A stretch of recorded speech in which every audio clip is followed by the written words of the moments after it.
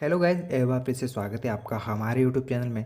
Rajasthan jail प्रहरी भर्ती 2024 के लिए आवेदन फॉर्म शुरू कर दिए गए हैं। यदि आप भी इस भर्ती के लिए योग्य हैं और आवेदन करना चाहते हैं तो 24 दिसंबर 2024 से लेकर 22 जनवरी 2025 तक रात 12 बजे तक आवेदन फॉर्म कभी भी जमा करवा सकते हैं। इस वीडियो में हम बात करने वाले हैं कि राजस्थान जेल प्रहरी भर्ती के लिए कैसे आवेदन करें। तो चलो वीडियो को शुरू करते हैं। आवेदन करने के लिए आपको सबसे पहले एसएसओ पोर्टल पर आ जाना है और अपना एसएसओ आईडी या यूज़र नेम डालकर आपका जो भी पासवर्ड है उसको दर्ज करना है। इसके बाद में जो भी कैप्चा कोड दिया हुआ है उसको डालें और लॉगिन पर क्लिक करें। यदि आपके पास पहले से एसएसओ आईडी नहीं है तो रजिस्ट्रेशन के सेक्शन पर क्लिक करें और जन आधार या गूगल के जरिए एसएसओ आईडी बनाएं। जब आप एसएसओ आईडी बना लेते हैं तो आपको एसएसओ आईडी, पासवर्ड और दिए गए कैप्चा कोड को डालकर लॉगिन पर क्लिक करना होगा। लॉगिन करने के बाद आपके सामने कुछ इस प्रकार का इंटरफेस खुल जाएगा, जिसमें आपको सिटीजन एप्स G2 में रिक्रूटमेंट पोर्टल पर क्लिक करना है। यदि आपको यह दिखाई नहीं दे तो सर्च बॉक्स में रिक्रूटमेंट पोर्टल सर्च करें और क्लिक करें। जैसे ही आप रिक्रूटमेंट पोर्टल को खोलते हैं तो आपके सामने कुछ इस प्रकार का इंटरफेस खुल जाएगा। यहाँ आपको ऑनगोइंग रिक्रूटमेंट के सेक्शन में थोड़ा स्क्रॉल डाउन करना है और प्रहरी डायरेक्ट रिक्रूटमेंट 2024 के सामने अप्लाई नाउ पर क्लिक करना होगा। इससे पहले यदि आपने वन टाइम रजिस्ट्रेशन नहीं कर रखा तो पहले वन टाइम रजिस्ट्रेशन करना होगा, क्योंकि यदि आप इससे पहले अप्लाई नाउ पर क्लिक करते हैं तो आपके सामने कुछ इस प्रकार का पॉपअप खुल जाएगा, जिसमें बता रखा है कि आपको सबसे पहले वन टाइम रजिस्ट्रेशन करना होगा। इसके लिए आप या तो ओके पर क्लिक करें या इस पॉपअप को कट करके यहाँ पर वन टाइम रजिस्ट्रेशन पर क्लिक करें। दोनों तरीके से आप इस वाले पेज पर आ जाओगे।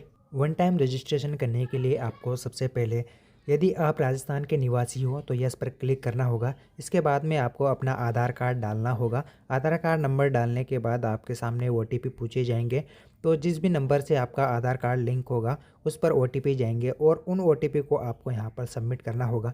जैसे आप आधार कार्ड पर OTP सबमिट करते हैं तो आपका जो भी आधार कार्ड से जो डाटा है वो यहाँ पर फेच कर लिया जाएगा और candidate name, gender, father's name, date of birth, mobile number और ईमेल ऑटोमेटिक यहाँ पर आपका सबमिट हो जाएगा।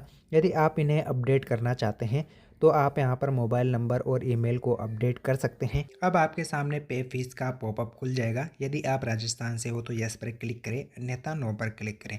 अब आपको अपनी कैटेगरी को सेलेक्ट कर लेना है और यदि आप स्पेशल एलिजिड कैटेगरी से हो तो एस पर क्लिक करें। अनरिजर्व्ड कैटेगरी को 600 रुपये जबकि रिजर्व्ड कैटेगरी को 400 रुपये का OTR शुल्क जमा करना होगा। यह केवल आपको एक बार ही जमा करना होगा, तो इसके लिए पे फीस पर क्लिक करें और OTR शुल्क जमा करें।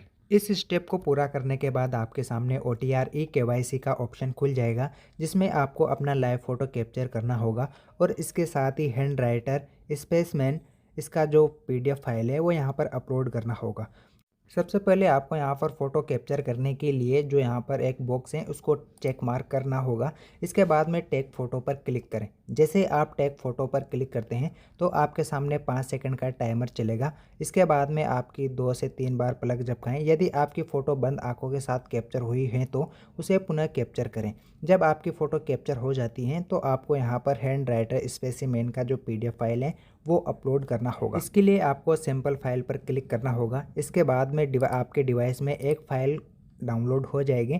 उस फाइल को ओपन करना है तो आपके सामने कुछ इस प्रकार का जो PDF है वो खुल जाएगा। इसमें आपको यहाँ पर हिंदी में अपना नाम, पिता का नाम, जन्म तिथि लिखना है। सेम ऐसे ही इंग्लिश में अपना नाम, पिता का नाम, डेट ऑफ बर्थ लिख लेना है और अपना यहाँ पर हस्ताक्षर दोनों जगह कर लेना है। जब आप ये काम कर लेते हैं तो आपको यहाँ पर अपनी हैंड राइटिंग में हिंदी प्रारूप का जो यहाँ से यहाँ तक का जो पूरा इंस्ट्रक्शन है वो यहाँ पर लिख लेना है। सेम ऐसे ही आपको इंग्लिश में करना होगा।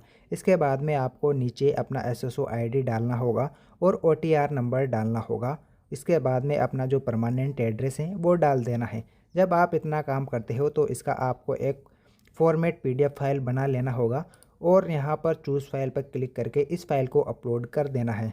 अब आपका वन टाइम रजिस्ट्रेशन प्रक्रिया पूरी हो चुकी है। अब आपको ऑनगोइंग रिक्रूटमेंट के सेक्शन पर आना है और प्रहरी डायरेक्ट रिक्रूटमेंट 2024 के सामने अप्लाई नाउ पर क्लिक करना है और फिर प्रहारी पर क्लिक करना होगा। अब आपके सामने एप्लीकेशन फॉर्म खुल जाएगा। यहाँ आने के बाद आपको सबसे पहले इनमें से अपनी कैटेगरी सिलेक्ट करनी है। इनमें से आपकी जो भी कैटेगरी है उसको सेलेक्ट कर लेना है। इसके बाद में आपका रिलीजन सेलेक्ट करना है, मैरिटल स्टेटस सेलेक्ट करना है, स्पाउस नाम दे सकते हैं, अगर आप मैरिड है तो बच्चों की संख्या दे सकते हैं।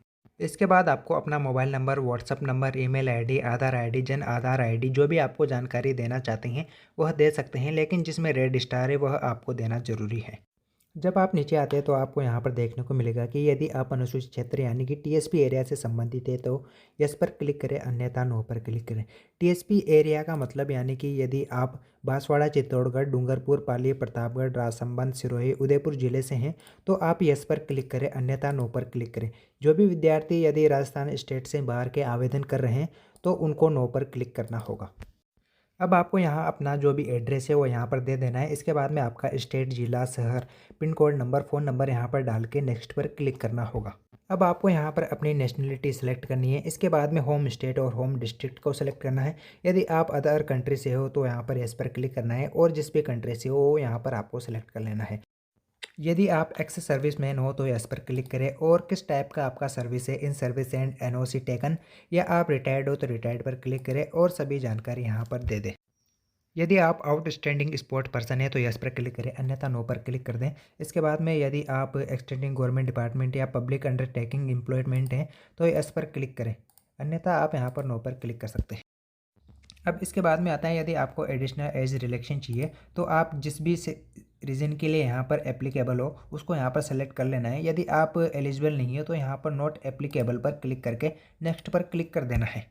इसके बाद जो नेक्स्ट स्टेप है वो है क्वालिफिकेशन का। तो आपको सबसे पहले यहाँ पर इन केस पर यहाँ पर राइट क्लिक कर देना है। इसके बाद में आपका जो भी डाटा है वो यहाँ पर ऑटोमेटिक ओटीआर से फेच कर लिया जाएगा। इन केस यदि आपका जो डाटा है वो यहाँ पर ओटीआर से फेच नहीं किया जाता है तो आपको यहाँ पर सेकेंडरी का जो भी सब्जेक्ट ग्रुप है वो यहाँ पर डालना है। इसके बाद में नेम ऑफ बोर्ड का नाम डालना है, रोल नंबर आपको यहाँ पर डालना है, रिजल्ट डालना है। इसके बाद में आपने जिस भी वर्ष 10वीं पास की है वो यहाँ पर डाल देना है। इसके बाद में आपका जो भी परसेंटेज बना है वो यहाँ पर डाल देना है। इसके बाद में ये आपका जो 10th का डिटेल है वो यहाँ पर आपको देना होगा, क्योंकि जो वैकेंसी है वो 10th पास आउट है, इसलिए आपको 10th का देना ज़रूरी है। यदि आप चाहो तो 12th का, ग्रेजुएशन का, इसकी भी आप यहाँ पर डिटेल डाल सकते हो। जब आप क्वालिफिकेशन को भर लेते हैं तो नेक्स्ट पर क्लिक करें। अब आपके सामने आइडेंटिफिकेशन का ऑप्शन खुल जाएगा। यहाँ पर आपको अपना फोटोग्राफ और सिग्नेचर अपलोड करने होंगे। जो फोटोग्राफ का साइज है वो 50 KB से लेकर 100 KB के बीच होना चाहिए और जिसका फाइल टाइप JPEG या JPG फॉर्मेट में होना चाहिए। इसके साथ ही जो सिग्नेचर का साइज है वो उसका मिनिमम साइज 20 KB से लेकर 50 KB के बीच होना चाहिए और जो फाइल टाइप है वो JPEG या JPG फॉर्मेट में होना चाहिए। जब आप यहाँ पर अपना फोटोग्राफ एंड सिग्नेचर अपलोड कर देते हैं उसके बाद में आपको यहाँ पर विजिबल बॉडी मार्क देखने को मिलेगा। यदि आपके बॉडी में कोई भी मार्क हैं जो विजिबल हैं जिसको आप दिखा सकते हैं तो आप यहाँ पर लिख सकते हैं। यदि आपका बॉडी में कोई ऐसा मार्क नहीं है तो आप यहाँ पर कैपिटल लेटर में नो मार्क लिखें और नेक्स्ट पर क्लिक करें। जैसे ही आप नेक्स्ट पर क्लिक करते हैं तो आपके सामने प्रेफरेंस का ऑप्शन खुलेगा। यहाँ पर आपको मिनिमम 7 और मैक्सिमम 7 प्रेफरेंस भरनी होगी। तो मैं यहाँ पर अपने अकॉर्डिंग प्रेफरेंस भर लेता हूँ। आपको भी अपने अकॉर्डिंग यहाँ पर पोस्ट प्रेफरेंस भर लेनी है। जैसे आप यहाँ पर आपकी प्रेफरेंस भर लेते हैं उसके बाद आपको नेक्स्ट पर क्लिक करना होगा। नेक्स्ट पर क्लिक करने के बाद आपके सामने आपका जो भी एप्लीकेशन फॉर्म है उसका प्रीव्यू खुल जाएगा। इस एप्लीकेशन फॉर्म के प्रीव्यू में आपने जो भी 3-4 स्टेप में जो भी जानकारी फिलअप की है वो यहाँ पर देखने को मिलेगी। सबसे पहले आपको इस फॉर्म में आपको सभी जानकारी को चेक कर लेना है। यदि आपका कोई भी जानकारी इसमें गलत है या कोई मिस्टेक हो गई है तो अपडेट पर क्लिक करें। यदि आपका जो भी फॉर्म है सब उसमें पूरी जानकारी सही फिलअप की है तो 7th ऑप्शन में आपको यहाँ पर राइट टिक पर चेक मार्क कर लेना है। इसके बाद में फाइनल सबमिट पर क्लिक करें। जैसे आप फाइनल सबमिट पर क्लिक करते हैं तो आपका जो एप्लीकेशन फॉर्म है वो फाइनल सबमिट हो जाएगा। अब आपको इसका प्रिंट आउट निकाल कर अपने पास रख लेना है। यदि आपको वीडियो अच्छी लगे तो वीडियो को लाइक करें और एक कमेंट करें। इसके साथ ही ऐसी ही एजुकेशन से संबंधित अपडेट पाने के लिए हमारे चैनल को ज़रूर सब्सक्राइब करें। धन्यवाद, मिलते हैं नेक्स्ट वीडियो में।